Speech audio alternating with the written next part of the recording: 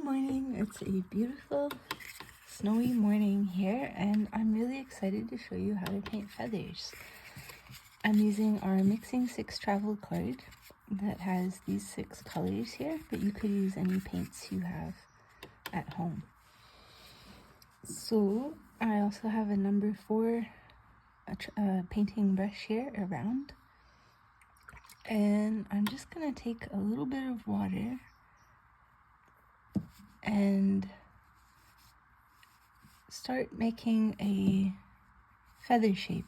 It's kind of tough because you can't really see it on the paper, but you want to add some water and kind of make a shape like a cucumber or a canoe, just kind of back and forth and a little round. It doesn't matter. It doesn't have to be the perfect shape of a feather at this point. We just want the paper to be wet enough so that when we take a color, I'm going to use this cherry magenta. I'm going to work up a bit of paint on the brush, and then I'm going to just dab it in around the bottom of the feather. And it makes these wonderful little bursts of color. Then I'll start to come up around the outer edge and bring one swipe all the way up the middle, whoop, and straight out the back. That's going to be the quill of our feather. And then at this top part here, where this is the quill single part, there'll be these tiny little fronds or fibers that kind of come off. So they can be as organized or as chaotic as you want them to look. I've seen them look a lot of different ways. I'm just going to put a few here.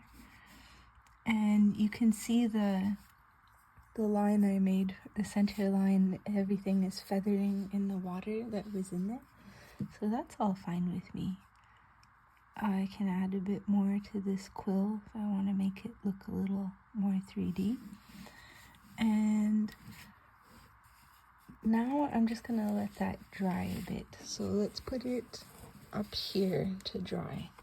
And we'll have another paper. I'll show you another way to go about this. So instead of painting in the wet entirely, first let's just start with some color. So I'm starting with a bit of our ultramarine here. And I'm going to do a bit of a different feather by, this is all solid, but often you'll see feathers like this. Let's make the quill the same way, one stroke. And this, you'll notice I'm not swinging my brush to make this stroke. I'm holding my brush quite tightly in my hand, and I'm pivoting at my elbow. And you'll notice my hand is rigidly straight through the wrist. I'm not even swinging at my wrist, because somehow when you swing at your wrist, your fingers move. This tendon shortens and elongates as you swing your wrist, and that'll put a wobble in your line. But if you lock your hand at the wrist here and you pivot at your elbow, you'll get a really straight, unwavering line like that. So that's a fun thing to practice. Once we have our line, now I'm going to paint in this bottom part of the feather. It's going to be rounded like this one, but I'm going to put some imaginary gaps in the feather. So they're kind of like little pie slices. So you imagine you have a round cucumber shape, and then you put in a pie slice. It has to be pointed in and towards the center rib of the feather to make sense. And then you can put a little flourish in the feather, and you follow the shape up and then back in. And you can do a little notch piece there too if you want. So let's do the same here. When I've seen They usually have a curl to them. They don't always go straight to contact the inner rib. And they don't have to be symmetrical.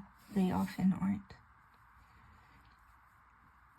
I'm not sure of the actual term for these pieces of feather, but there are small little fibers in the feather that interlock together almost like zippers. And sometimes they come unzipped, and that's what causes these little breaks. And same thing, I'm going to put some of the light baby hairs of this feather at the top.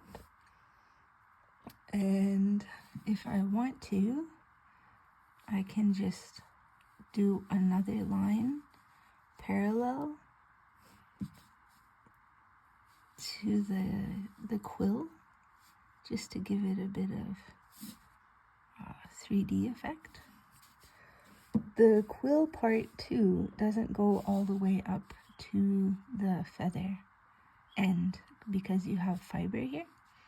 So here's a way we can just lightly, oh, that's a bit darker than I wanted. Sometimes it's nice to have, if you have a scrap piece of paper to the side, instead of, you can pick up your paint from the side. Because especially, and this is a humble brag here, but our paints are quite concentrated, so you can end up with a line that's darker than you want if you're taking right from the palette like that. So I'm just adding a few of these. I don't really want to overdo it. I'm just putting a few lines in. You could go bananas and just do lots on there, but I have this idea to make this look like an eagle feather, and to do that I have to, often when you see paintings of eagle feathers, you know them that way because they have a dark, the tip is dark, and the marking is usually dark and irregular in the bottom third of the feather. So we're just going to put this bit of darker section down here, and it can be irregular in any way you want, and then sometimes there's darker dots, irregular in the body of the feather too. So that's another way to paint the feather. And now that this one has dried, and we see this is a little bit more dreamy, we can leave it like that because it's just lovely. Or we can also come back in. I'm still using the same color here. And I'm just going to do the same thing of one straight line right up the middle to redefine that. And I'm going to put a few lines for the feather to show the fiber of it. And I think that's it for this feather. I don't really need to get carried away. Everyone will know that's a feather. You can get carried away though and just put lots of beautiful little feather details in here.